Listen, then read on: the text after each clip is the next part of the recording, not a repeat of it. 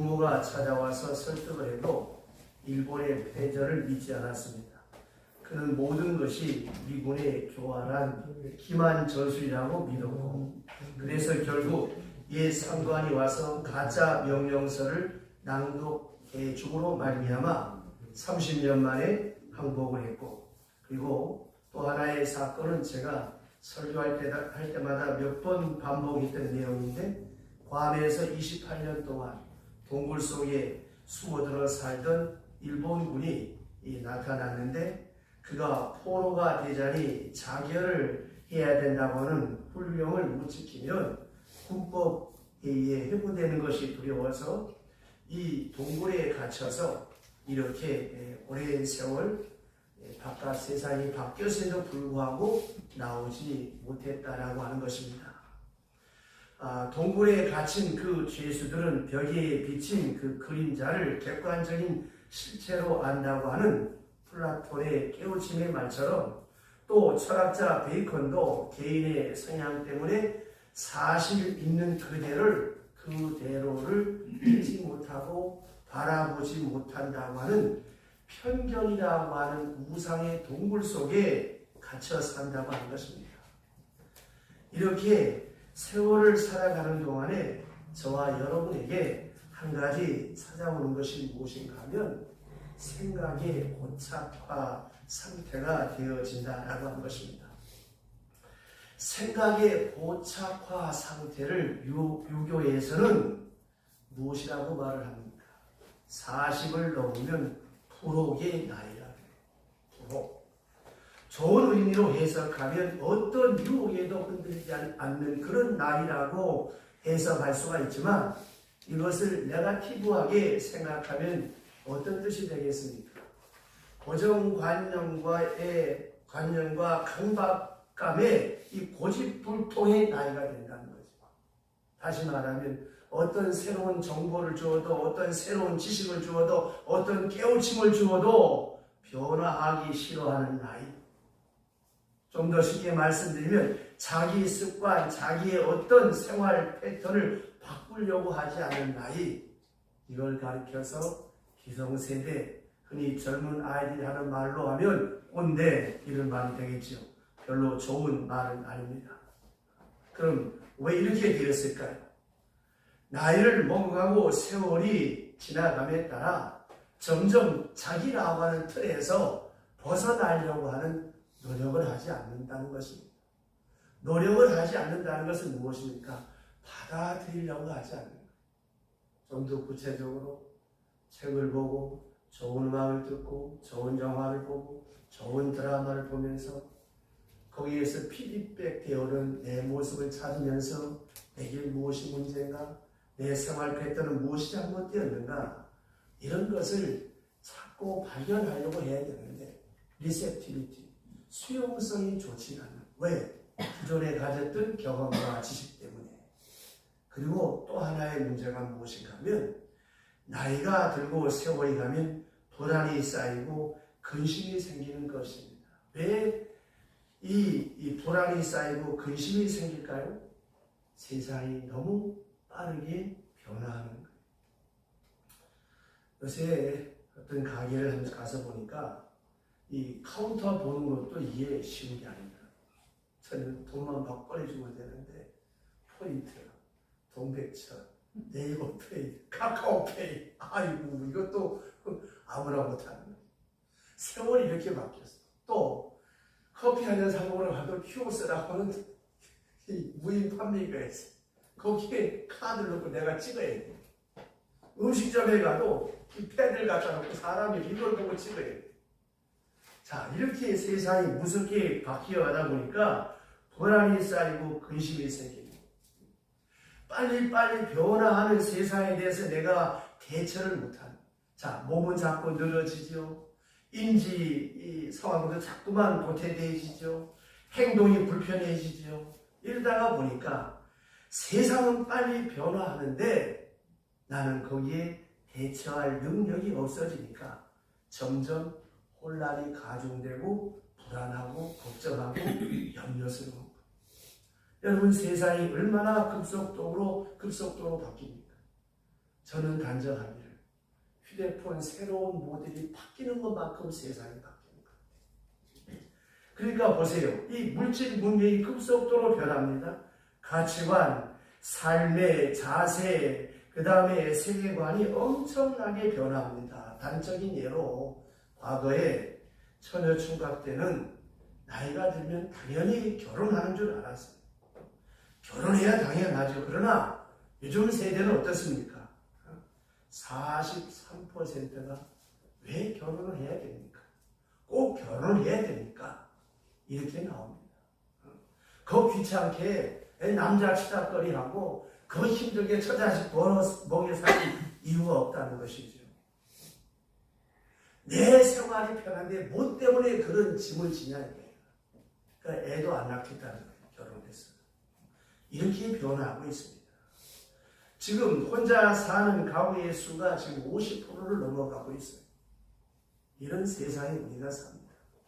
또 물질 문명이 얼마나 빨리 변합니까? 여러분 지금 스마트폰을 가지고 있지만 이 스마트폰의 역사가 어떻게 되는지 아십니까? 1974년에 약 40년 전에 이 모토로라에서 시작이 됐는데 마틴 루퍼라고 하는 사람이 처음 발명을 했고 1973년에 무선 통화가 성공이 되었습니다. 그 당시 전화번호 30개만 저장할 수 있는 메모리가 거기에 첨가가 되었습니다. 그리고 30분간 통화할 수 있는데 그 길이가 무려 33cm, 무게가 1kg, 일명 벽돌포 많은 거 기억나시죠? 이런 걸 들고 우리가 통화를 했습니다. 그러나 40년이 지나는 동안에 얼마나 과학 기술이 발달을 해서 지금 여러분의 휴대폰으로 사진을 보낼 수 있죠. 음악을 전송할 수 있죠. 얼마나 편리한 세상입니다. 요새 이 휴대폰 하나만 가지고서 모든 걸 다 할 수 있어요. 은행 업무부터 시작해서 수입, 지출, 결산 다. 저 같으면 전에 제가 아이패드를 가지고 다니는데 이제는 스마트폰 좀 넓은 걸 가지고 다니고 그거 하나만 가지고 가면 어느 교회 가도 설교를 할 수 있어요. 여기 찬송, 성경, 신방자료 다 들어있어요. 그거 하나만 들고만 다니면 돼. 이렇게 여러분 세상이 무지무지하게 발달합니다. 뿐만 어디 그것뿐이겠습니까? 이제 머지않아 칩을 사람 몸에 심어서 휴대폰이 필요 없는 세상이 된 그런 세상이 곧 도래될 거랍니다. 또 하나 더 무서운 것은 지금 무인 자동차 벌써 여러분 연구를 거듭하고 있잖아요. 기사 없이 그냥 자동차가 알아서 가는 거예요. 그 다음에 로봇가 여러분 지금 대신 일을 하잖아요. 음식점 가서도 보세요. 그 로봇이 음식 들고 와서 내리세요. 뭐 해주세요. 감사합니다. 그런 거잖아요.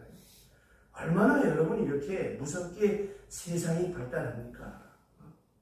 이런 세상에 우리가 살아갈 때 오늘의 이 현대인의 고민이 무엇인가 하면 이 미래에 대한 이 불안감 그리고 자괴감 그리고 현실 안주에서 오는 죄책감 이런 것들이 오늘의 우리의 삶을 괴롭히고 있습니다. 이 문제는 이런 것에 대해서 우리가 변화에 대해서 민감하게 대처해야 되는데 대처하지 못하기 때문에 우리의 불안이 가중되어지는 것입니다. 특별히 이거보다 더 무서운 것이 무엇인가 하면 죄책감의 둔감입니다. 너무 뻔뻔해졌어요. 너무나 이 죄와 도덕과 윤리에 대해서 무감각했습니다. 제가 학교 다닐 때 제가 80학번이니까 80년대 데모하는 사람이 어디 있습니까? 저도 데모했고 무지하게 격렬하게 뛰어다녔습니다. 그때는 다 했으니까. 그러나 지금은 어떻습니까? 그때는 사회적인, 정치적, 윤리적 문제에 대해서 막 공격을 했어요. 근데 지금은 어떻게 가치관이 바뀌었습니까? 세상 다 그런 거 아니야? 장사하다 보면, 정치하다 보면 그 정도 거짓말 할 수 있는 거 아니야? 이렇게 변했어요. 또, 과정이 어쨌든 그 사람 일 많이 하지 않았어? 어떻게 세상을 사는데 올곧게만 살 수 있나? 그럴 수도 있지. 세상의 가치관이 이렇게 바뀌었어. 그래서 죄를 지으면서도 죄라고 안 그래. 거짓말하면서 거짓말이라고 생각하지 않아. 이렇게 여러분, 예수 믿는 사람이나 예수 안 믿는 사람이나 모두가 신앙적으로 이 죄에 대해서 둔감해지기 시작한 세상을 삽니다. 여러분, 솔직히 언제 정말 우리 자신을 돌아볼 때 참신하고 진실하게 예수 믿었던 적이 언제라고 기억하십니까? 정말 언제 조그마한 죄에 대해서 양심의 가책이 되고 그것 때문에 괴로워하고 참회하고 눈물로 하나님 앞에 회개할 그때가 언제였어요? 내가 처음 예수 믿을 때, 처음 주님을 만났을 때, 눈물과 콧물이 범벅이 되면서 주님 앞에 나갔을 그때 얼마나 우리의 믿음이 순수했습니까? 지금은요, 참 교회 안에서도 오늘 오후에도 어느 교회를 가지만 내가 할 말이 참 많은 사람인데 남들 3분 하는 권면을 내가 10분씩 하는데 내가 좀 줄이고 하고 싶은데 이 교회도 그러면 내가 할 말이 많은 교회. 교회 안에 너무 거짓말을 내 가면 천마디가 그리고 장로 권사들 앉혀놓고 당신들 예수 믿습니까?부터 하면 눈이 또그래가지고 되게 기분 나빠해요. 정말 예수 믿냐고 제가 3번을 묻습니다. 정말 예수를 믿는데 왜 그렇게 사냐? 어떻게 교회 안에서 그런 부덕한 짓을 하냐? 교회 봉사를 하는데 지가 그걸 하는데 바깥 외부업자가 봉사비 그 오다는 것보다 더 부풀려가지고 그 돈을 빼먹으려고 그러니 막아요. 이런 세상이 됐어요. 예수 오래 믿을수록 더 민감하고 예민해서 두렵고 떨림으로 우리의 구원을 이루어가야 되는데 교회 안에도 나는 우리 교회 성도들에게 감사를 드려요. 너무나 순전하고 너무나 경건하고 너무 좋은 것 같은데 한 가지 아쉬운 게 믿음에 열심히 없는 거 빼놓고는 너무나는 감사하게 생각해. 정말 제가 이렇게 저렇게 이런 교수를 가서 들어보면 정말 제대로 생각해서 장로가 됐을까? 어떻게 목사가 됐을까? 어떻게 권사가 됐을까? 정말 아이러니컬한 일이 많아요. 왜 그럴까요? 하나님에 대한 바른 믿음이 없으니까 죄에 대한 가책, 양심에 대한 가책이 없어요. 또 하나, 오늘의 우리의 세대는 기득권에 대한 포기에 대한 두려움이 있어요. 쉽게 말하면 내 거 내놓기가 싫은 거야. 왜? 지금 내가 누리고 있으니까 내가 누리고 있는 이 삶의 기반이 송두리째 흔들릴까봐 그래서 이걸 포기하기가 어려운 거예요. 그러니까 삶이 변화가 안 되는 거예요. 자, 변화에는 희생과 고통과 수고가 따릅니다. 단적으로 우리의 삶의 패턴 하나를 바꾸기 위해서도 게으른 사람이 게으르지 않기 위해서는 어떻게 해야 되겠어요? 잠을 줄여야지. 잠 줄이는 게 쉽냐 말이에요. 최소한 6개월은 걸립니다. 6개월. 사람이 심리학적으로 어느 새로운 낯선 환경에 적응하는 단계가 6개월이에요. 그래서 지금은 뭐 군대가 엉망진창이 됐지만 신병교육대 논산훈련소 6개월 동안 군대 기초훈련을 받는 거예요. 군대에 적응하기 위해서.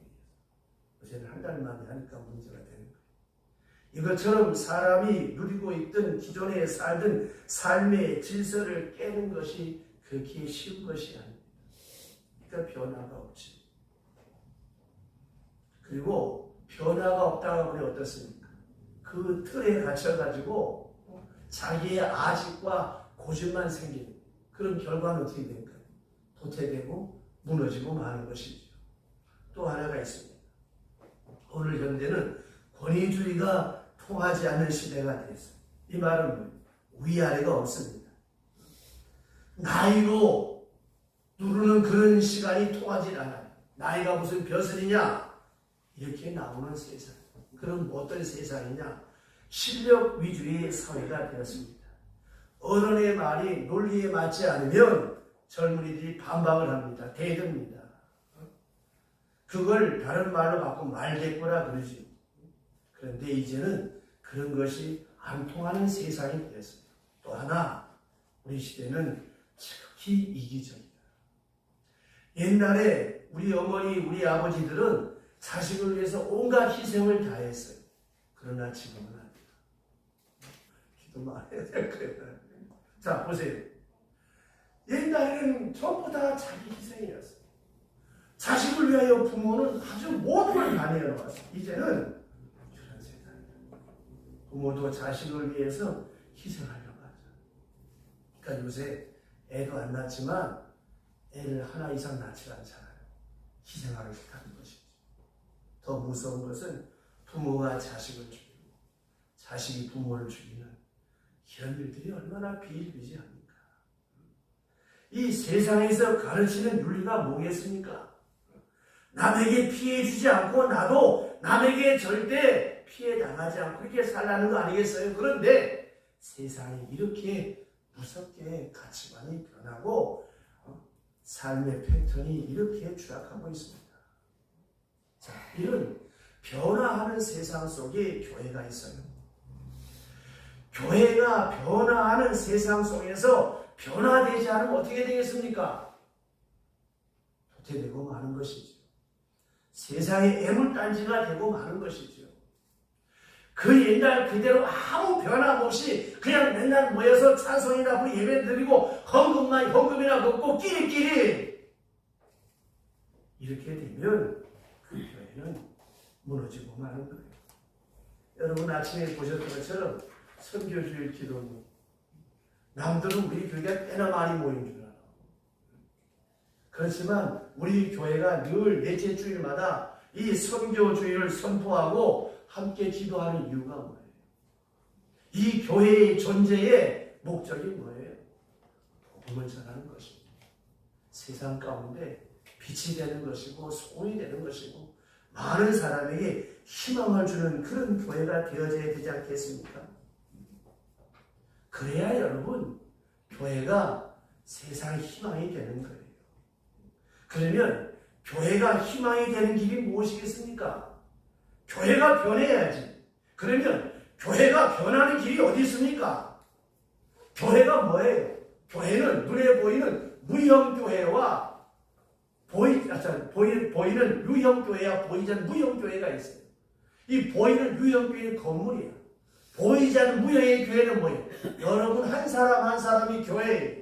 주는 그리스도시요 살아계신 하나님의 아들입니다 라고 하는 이 고백 속에 교회가 세워집니다. 내가 교회라면 여러분이 교회라면 내가 변해야 교회가 변하는 거예요. 교회가 사람이 교회가 아니겠습니까? 이 건물이 교회가 아니겠습니까? 그러면 여러분 자신이 교회라고 하는 사실을 기억하고 내가 변화할 때 교회가 변화하는 거예요. 예수를 오래 믿으면 믿을수록 어떻게 변화해야 됩니까? 성령의 9가지 열매, 사랑과 희락과 화평과 자비와 용서와 인내와 절제와 충성. 이게 자꾸 맺혀가야. 흔히 요새 우리가 흔히 쓰는 말처럼 선한 영향력, 남에게 선한 영향력을 줄 수 있어야 돼요. 아, 저 사람 보니까 뭐가 다르네? 아, 교회를 다니는구나. 이런 감화와 감동을 줄 때 세상 가운데 우리가 빛이 되고 소금이 될 수가 있는 거예요. 그래야 이 교회의 존재의 의미가 있는 것입니다. 아니, 백날 성경책 들고 왔다 갔다 하면 뭐 할게요? 뭔가 말씀을 통해서 말씀을 받으면서 우리의 삶의 자세가 바뀌고 거듭나고 변화되어져야 되지 않겠습니까? 오늘 주신 말씀 보세요. 아브라함 보세요. 그 당시 굉장히 부유한 거부였어요. 돈이 많았어. 그 고향에서 자기들의 측근들과 함께 살고 명예도 있고 부러울 것이 없는 사람이에요. 자, 보세요. 이제 하나님이 말씀하십니다. 야, 아브라함아, 내가 너에게 복을 주고 내 후손도 복을 누릴 것이다. 너로 인해서 온 인류가 모든 민족이 복을 받을 것이다. 말씀합니다. 아니, 하나님, 나는 이미 복을 누리고 있는데 또 무슨 복을 주겠다는 겁니까? 이 아브라함은 지금 복을 누리고 있어요. 근데 하나님은 네가 지금 누리는 세상적인 복, 육신적인 그런 복 말고 이렇게 유한하고 육신적인 복 말고 영원한 복, 새로운 복, 복의 근원으로 만들겠다고 하나님께서 우상 섬기는 아브라함을 선택하셨다는 것입니다. 여러분, 그냥 세상에서 밥 먹고 잘 살 수 있어요. 세상 사람과 똑같이 속이고 똑같이 부정한 방법으로 돈 벌고 그렇게 살 수 있어요. 그런데 하나님께서는 우리를 아브라함처럼 새로운 패턴, 새로운 삶의 패러다임, 새로운 삶의 애티튜드로 세상 가운데 복의 근원자로 만들어 가시겠다고 아브라함을 부르셨듯이 저와 여러분들을 세상 가운데 부르셨다고 한 것입니다. 그 부름에 여러분이 응답하시기를 바랍니다. 새로운 복의 근원으로 만들겠다고 말씀하시면서 아브라함에게 주문하시는 하나님의 말씀이 무엇입니까? 떠나라고 하는 것. 떠나라. 이 떠나라고 하는 것이 무엇입니까? 내가 예수 믿기 전에 하나님을 알기 전에 살던 구습을 쫓는 옛사람의 악습관, 잘못된 삶의 자세, 잘못된 삶의 패러다임에서 벗어나서 하나님이 말씀하시는 그 땅, 그 약속, 그 말씀을 따라 떠나라고 하는 겁니다. 좀 더 쉽게 말씀드릴게요. 지금까지 살아왔던 생각을 버려라. 언어적인 습관, 삶의 습관, 가치관, 목적관, 인생관 다 바꾸라고 합니다. 예수 믿으면 거듭난다라고 하는데 거듭남의 의미가 무엇인지 제가 수없이 말씀드렸죠. 첫째, 돈이 최고인 줄 알았는데 예수 믿고 보니 예수가 최고예요. 두 번째, 내 인생의 목적은 좋은 대학, 좋은 집, 좋은 사람 만나, 돈 잘 벌고 좋은 차 타고 좋은 집에 사는 것. 내 즐거움을 위해서 이게 내 생의 최고의 목적이었어요. 근데 이게 아니라 어떻게 하면 거듭나서 하나님을 영화롭게 할 수 있을까? 어떻게 하면 나 때문에 다른 사람이 예수 믿게 할 수 있을까? 어떻게 하면 다른 사람이 행복하고 복되게 할 수 있을까? 이렇게 목적관이 바뀌고 세 번째, 세계관이 바뀌는 거예요. 저는 이 세상이 지멋대로 돌아가는 것 같았는데 이제 보니까 지멋대로가 아니라 하나님의 주도 면밀한 경륜과 섭리 속에 운행되고 있구나. 이 세 가지가 바뀌는 것입니다. 이 세 가지에서 떠나라고 하는 거예요. 세상적인 가치관, 세상적인 목적, 세상적인 세계관에서 떠나라고 하는 것입니다. 오늘 아브라함을 보세요. 그 가정이 우상을 섬기고 있거든요. 거기서 떠나라는 것입니다. 하나님의 생각으로 너희 마음을 바꾸라는 거예요. 하나님은 믿고 자리를 떠나 새로운 세상을 향하여 나가라고 하는 것입니다. 이 말은 뭐예요? 자기 기득권을 다 내려놓고 새롭게 새로운 피조물로 나가라고 말씀하시는 것입니다. 자, 이제 아브라함은 그 명령을 받고 떠납니다. 이게 여러분 쉽겠습니까? 예수 믿는다고 하루아침에 여러분의 삶의 가치관이 이렇게 바뀌면 얼마나 좋겠습니까? 그래서 하나님은 말씀하십니까? 네가 끊지 못하는 것, 버리지 못하는, 떠나지 못하는 자리에서 떠나라고 하는 것입니다. 우리의 옛 습관 버릴 수 있겠습니까? 우리의 옛날 생각 그대로 교회 생활, 믿음 생활 할 수가 없습니다. 그래서 구습을 쫓는 옛사람의 자리에서 벗어나라고 하는 것입니다. 여기 내 자리, 여기 내 권리 이렇게 해서는 하나님의 뜻을 이룰 수가 없다는 거예요. 이렇게 죄에 대해서 무감각한 채 무엇인가 이룰 수 있다고 생각하는 거 이거 잘못된 것이라고. 그래서 떠나라고 하는 것입니다. 변화를 거부하면 아무것도 이룰 수가 없습니다. 그 변화는 어디서 주어집니까? 하나님의 말씀을 통해서. 믿음은 들으면서 나고 들음은 그리스도의 말씀으로 말미암는 것입니다. 아브라함은 75세에 떠나라는 명령에 새로운 복의 근원을 기대하면서 옛 것을 버리고 기득권을 포기하고 그리고 현실에 안주하는 자리를 박차고 이제 신앙인으로 새롭게 출발합니다. 이것이 아브라함의 위대한 믿음입니다. 버릴 수 없는 것을 버리는 믿음, 떠날 수 없는 것을 떠나는 믿음, 끊을 수 없는 것을 끊는 믿음, 이것이 아브라함의 첫 번째 믿음. 내가 예수 믿었습니다. 예수 믿고 보니까 너무나 내 삶이 부족해. 그걸 버려야 되는데 참 버리기 어려운 거예요. 아까운 거예요. 여기에 미련이 많아, 정이 많이 들었어. 이 옛정을 끊기가 참 어려워요. 근데 여러분 잘 들으세요. 내가 내 손으로 못 풀면 하나님이 그렇게 하십니다. 내가 내 스스로 못 버리면 하나님이 버리게 하십니다. 하나님이 버리게 하실 때는 엄청난 아픔이 있습니다. 성령의 감화와 말씀의 조명 속에 내가 스스로 깨닫고 버리면 내게 은혜와 축복과 평안이 옵니다. 계속 하나님이 말씀을 통하여 양심을 통하여 성령의 감화를 통하여 사건을 통하여 말씀하심에도 불구하고 못 버리고 못 떠나면 하나님께서 버릴 수밖에 없도록 끊을 수밖에 없도록 하십니다. 그런데 아브라함은 이 말씀 앞에 돈능곡질하고 떠나고 버렸다고 하는 것입니다. 그러면 그 다음에 떠난 사람은 어떻게 되겠습니까? 이게 중요한 거예요.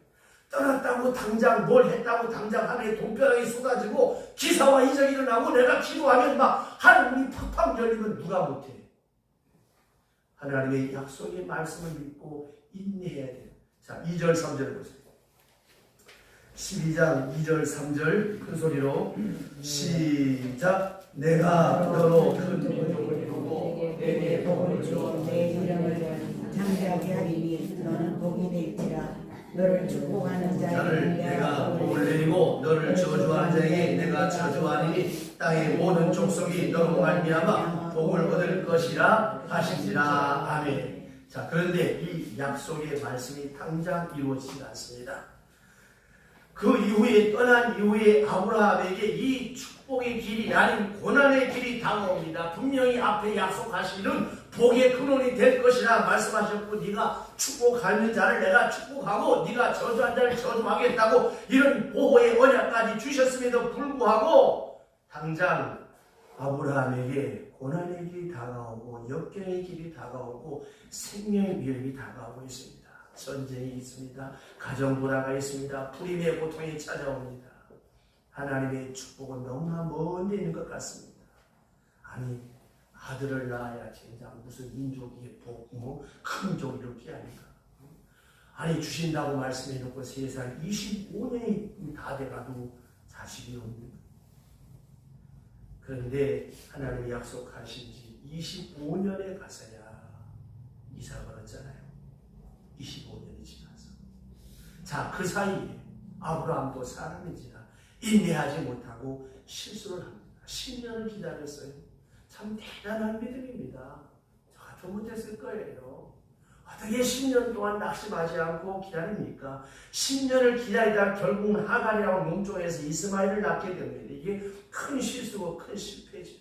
또 하나 기근과 배고픔과 가난이 몰려왔어. 그래서 떠나지 말라는 말씀을 무시하고 애굽으로 내려갔어. 애굽은 세상을 말합니다. 아무리 어려워도 예수 믿는 사람은 그 자리에서 하나님의 은총을 기다려야 합니다. 애굽으로 갔어. 그리고 자기가 죽을까해서 거짓말을 합니다. 예수과이 나오지요. 자기 아내를 루이라고 속입니다. 다시 옛날로 돌아오고 엉망이 되어버렸으니 믿음은 온데간데 없어졌습니다. 떠나긴 떠났는데 인내하지 못하고 기다리지 못한 그런 역사가 성경에 기록되어 있습니다. 근데 놀랍게도 이런 인내하지 못하는 인간의 삶, 이런 불신의 인간의 삶, 실패하는 인간의 삶에 하나님이 개입하십니다. 그래서 은혜, 내가 선하고 착하고 공로를 많이 세워서 하나님이 내게 개입하신 것이 아닙니다. 인간의 실패와 인간의 불의와 그리고 믿음에서 떠난 그런 거와 관계없이 하나님은 자신의 역사를 계속 이루어 가신 줄로 믿으시기를 바랍니다. 우리는 실패했어요. 우리는 기다리도 못했어요. 우리 인내도 없어. 그러나 하나님은 절대로 우리를 포기하지 않으신 줄로 믿으시기를 바랍니다. 하나님은 절대로 우리를 버리지 않으세요. 우리의 실수투성인 이 대로를 하나님이 사용하시는데 젖먹이 어미가 혹시 그 아이를 잊을지라도 나 여호와는 절대로 너희를 잊지 않고 너희를 내 손바닥에 새겼다고 말씀하십니다. 아브라함은 실수했어요. 그런데 하나님은 아브라함의 실수를 통해서 역사하십니다. 아브라함은 조급했어요. 아브라함은 기다리지 못했어요. 하나님의 축복이 와야 되는데 왜 더디 오나 낙심하고 절망해서 애굽도 가고 거짓말도 했어요. 그런데 여기서 우리가 깊이 생각해야 될 것이 있습니다. 하나님은 우리의 생각대로 움직이시는 하나님. 오늘 오후 예배 때 하나님에 대해서 잠깐 공부하겠습니다만 여러분들이 하나님을 삼각형이다라고 정의하면 하나님 이미 원이 되실 수도 있고 마르모가 되실 수 있어요. 왜? 내 생각과 경험과 지식 안에 갇혀 계시는 하나님이 아니라는 말입니다. 아브라함은 생각했겠지요. 축복이 왜 이게 더디 오나? 이게 도대체 뭔가? 왜 자식을 준다고 해놓고 왜 안 주나? 별별 생각을 다 했겠지. 그래서 결국은 어떻게 됐습니까? 믿음 없는 일을 만들었어요. 근데 여러분 놀라운 것은 하나님의 시간표와 내 시간표가 다르다고 하는 것입니다. 하나님이 나를 위한 시간표가 내가 생각하는 것과 다르다고 하는 것을 꼭 기억하시기를 바랍니다. 나를 향한 하나님의 뜻과 계획과 격려는 반드시 이루어지지만 중요한 것은 내가 원하는 시간 내 입맛대로 되어지지 않는다라고 하는 거예요. 그래서 인내하라고 하는 것입니다. 그래서 이 인내가 성령의 9가지 열매 중에 하나예요. 이것이 바로 믿음이라고 하는 것입니다. 인내하는 것이 믿음입니다. 인내하는 것이. 하나님의 시간표에 나를 맞추어 사는 것이 신앙생활입니다. 내 뜻대로 안 되는 것 같지만 하나님은 지금도 내 인생을 만들어가고 계시는 줄로 믿으시기를 바랍니다. 내가 원하는 일도 지금 안 되지만 하나님은 우리 가정을 위해서 하나님의 뜻과 경륜과 섭리 가운데 계속 진행하고 계시는 줄로 믿으시기를 바랍니다. 내 자식이 내 마음대로 안 되는 것 같지만 그러나 그 자식을 향한 하나님의 계획과 격려 나의 기도가 계속 있는 동안 하나님의 역사는 계속 진행되는 줄로 믿으시기를 바랍니다. 나는 틀렸다고 생각했는데 하나님이 이제 시작이라고 말씀하십니다. 보세요. 모세를 보세요. 민족을 구원하고 싶었어요. 완력으로 애굽 사람을 죽였습니다. 실패했지요. 광야로 쫓겨가서 40년 동안 그냥 무의미하게 거기서 썩어 지내는 거예요. 나이가 80이 됐습니다. 아니 젊은 나이에도 못한 적이 무슨 80에 무슨 일을 하라는 것인가? 모세는 생각이 이제 끝났다. 나는 끝났다. 나는 실패했다. 그러나 그때 하나님은 말씀하시기를 이제 시작이라. 출애굽을 너에게 맡기겠다고 떠나라고. 다 틀렸다고 생각하는 그 상황에서 떠나라고. 나는 실패했구나. 이제 내게 소망이 없구나. 저거 가치 없구나. 라고 생각할 때 하나님은 시작하라는 것입니다. 어떻게? 나를 믿고 새 역사를 시작하는 거예요. 너의 실패까지도 나는 용납한다. 내가 너를 사용하겠다. 말씀하시는 이 하나님의 음성이 여러분에게 들려질 수 있기를 주의 이름으로 축원합니다. 여러분, 나는 조급한데 하나님은 여유만 하세요. 왜냐하면 하나님의 시간표와 내 시간표가 다르기 때문입니다. 여러분, 믿음은 약속을 기다립니다. 엘리야를 보세요. 지금 비가 안 와서 지금 우리나라도 얼마나 지금 어려움이 많습니다. 저 호남지방에 식수가 없어요. 비가 좀 더 많이 와야 되는데 이 비가 안 와. 자, 엘리야는 기도합니다. 비가 와야 사는데 기도하는데 비가 안 오는 거예요. 얼마나 간절히 기도하면 무릎 사이에 이마를 땅에 쳐박았다고 그랬어요. 땅에 대면 어떻게 돼요? 머리에 피가 나겠죠. 비 오게 해달라. 근데 비가 안 와. 계속 기도하는데 두 번째 하늘을 보니까 하늘이 쨍쨍해. 세 번째 기도에도 비가 없어. 비 올 기미가 없었어요. 거기서 포기하면 끝나는 거예요. 그런데 엘리야는 끝까지 포기하지 않았어. 하나님을 믿었어요. 7번 기도하잖아요. 7번 기도하면서 비 오게 해달라고 했는데 7번째 어떤 응답이 있었습니까? 비가 온 게 아니라 요만한 손바닥만한 구름이 보였어요. 그걸 보고 믿었습니다. 그 구름을 근거로 비가 온다고 엘리야는 담대하게 선포합니다. 여러분, 하나님을 믿으시기를 바랍니다. 아멘. 하나님은요, 우리를 향해서 포기하는 법이 없어요. 하나님은 그 약속을 포기하지 않습니다. 그런데 지금 알아야 할 것은 하나님은 나를 향한 모든 생의 마스터 플랜을 가지고 계세요. 그래서 먼저 그 일을 이루기 위해서 학교에 먼저 가라고 하는 거예요. 먼저 훈련 받으라고 하는 거예요. 먼저 인내하라고 하는 것입니다. 왜? 그 뜻을 내가 모르잖아요. 모르니까 원망이 나오고 불평이 나오고 낙심하고 절망하는 거 아닙니까? 여러분, 우리는 하나님을 알아야 합니다. 어떤 하나님을 알아야 되겠습니까? 독생자를 나 같은 죄를 위해 죽이시기까지 사랑하시는 그 하나님의 사랑을 믿어야 돼요. 또 하나, 하나님의 시간표를 알아야 돼요.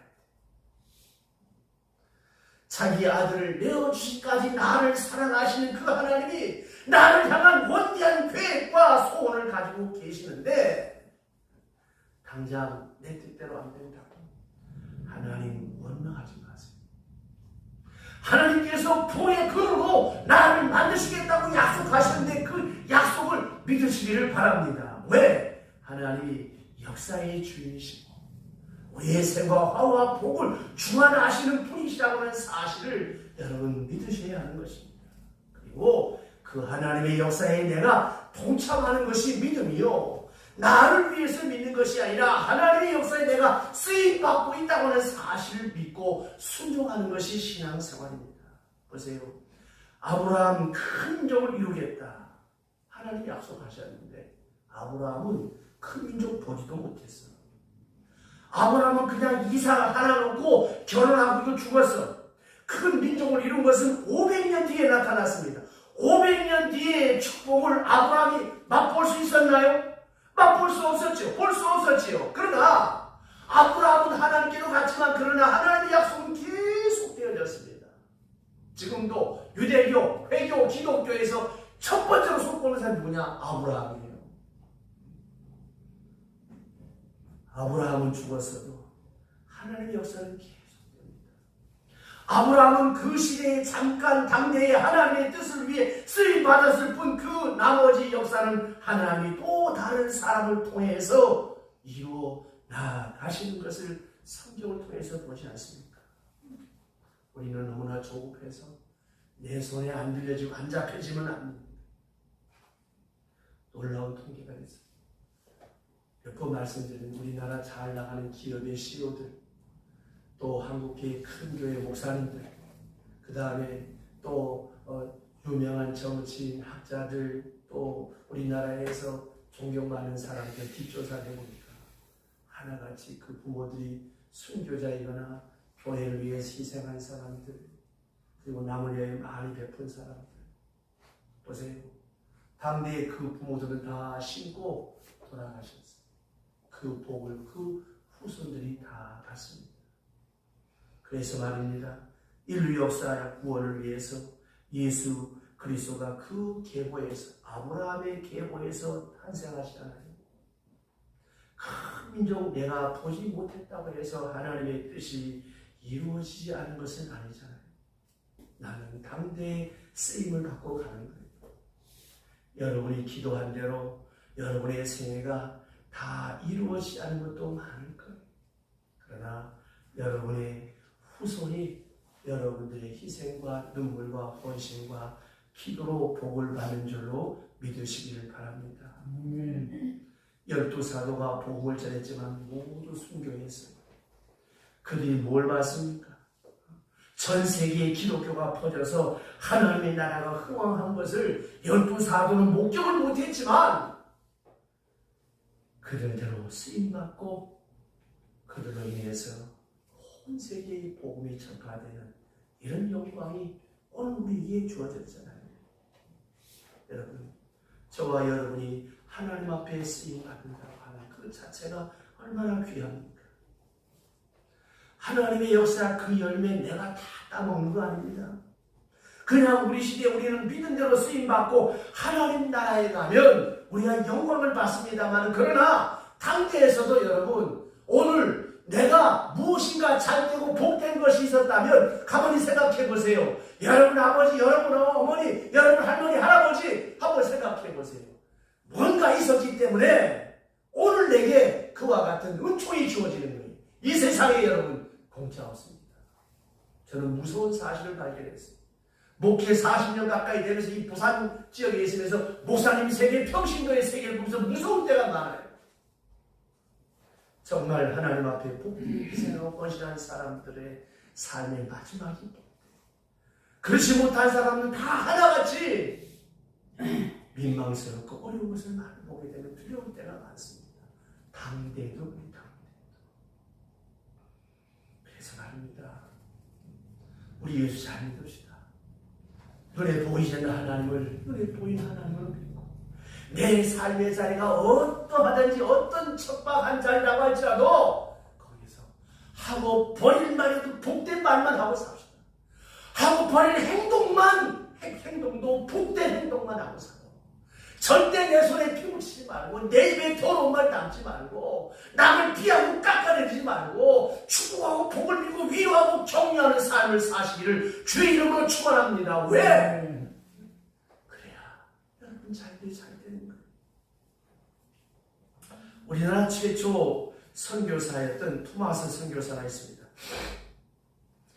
1863년에 영국에서 중국 상해로 해서 선교사로 왔습니다.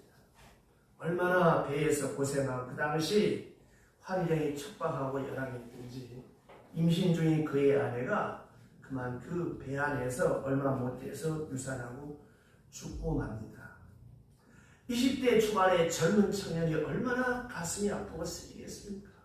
하나님, 내가 출세하려고 여기 아시아에 온 것도 아니고 중국에 온 것도 아닌데 어떻게 내 아내가 죽도록 내버려 둡니까? 원망할 수 있어요. 원망하지 않았습니다. 그리고 그는 외롭고 고독하게 태양 타지에 와서 혼자 남았습니다. 기도하고 왔는데 왜 이런 일이 생기냐? 그 아픔을 믿음으로 살피며 2년 뒤에 그는 1866년에 평양 대동강변에서 조선을 선교하려고 제네랄 셔먼호를 타고 왔는데 그때 대원군이 세국 정치를 할 때였습니다. 조선 군대가 포를 쏘아가지고 이 배가 불타고 파손이 되었습니다. 불타는 배에서 뛰어내려서 그때 이 쪽봉을 가지고 와서 거기 나와 있는 많은 구경꾼들에게 이 전도지를 뿌렸습니다. 이 토마스 선교사가 죽을 때까지. 나중에 거기서 이제 목이 잘려서 참수를 당하는데 박충곤이라고 하는 사람에게 이 참수를 당하는데 순교항전의 바로 옆에 12살 어린아이에게 이 쪽볶음 3개를 줍니다. 이 어린아이가 겁이 나가지고 이거 그냥 이 불을 문서 그냥 뒀다가 혼날까 싶어서 그 옆에 있던 당시 포졸이었던 박영식이라고 하는 사람한테 주었어요. 박영식이 이걸 가지고 와서 그 당시 종이가 귀할 때니까 자기 방 하나를 전체 이 성경책으로 도배를 해버려요. 성경책을 찢어가지고 도배를 했습니다. 훗날 이 최치량이 커가지고 이 박영식이라고 하는 사람 집에 이 여관처럼 머무는 그 집에 머무는데 그 방에 이 성경으로 도배한 그 방에 머무르게 되었습니다. 그리고 나중에 마포 삼열 목사님, 우리말로 마페 목사님, 마페 목사님이나 마페 선교사가 중국에서 조선을 선교하려고 왔는데 공교롭게도 박영식이 집에 머물게 됩니다. 거기서 최치량이라고 하는 사람이 예수를 믿게 됩니다. 그리고 박영실도 예수를 믿게 되는데 그곳이 그 방이 성경책을 찢어서 도배한 방이 그 당시 교회당이 되었어요. 이것이 최초의 평양교회 널다리 교회가 되어졌습니다. 최초의 교회입니다. 그 널다리 교회가 점점 부흥해서 이제 이 토마스 선교사의 목을 내친 이 박춘건이가 아침 새벽마다 이 교회당 종소리가 울리니까 너무 괴롭고 견딜 수가 없어서 마페 선교사를 찾아가서 나도 예수를 믿겠다. 그래서 그에게 복음이 전파되어서 널다리 교회가 부흥을 합니다. 그래서 1907년에 평양 대부흥운동을 일으키는 장대현 교회가 바로 이 널다리 교회 그 부흥에서 된 교회입니다.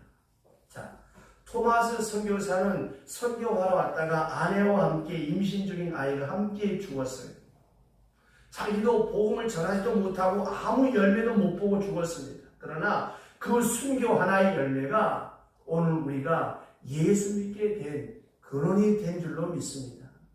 여러분, 하나님의 역사는 계속되는 것이고 나는 거기에 쓰임받는 것이고 그 영광은 하늘나라에 쌓이는 줄로 믿습니다. 여러분, 세상에 공짜 없다고 했죠. 하나님 앞에도 공짜 없습니다. 내가 충성하면 내 후손이 복을 받습니다. 내가 주님 앞에 정직하게 하나님의 뜻을 이루면 하나님은 나를 통해서 하나님께서 역사하십니다.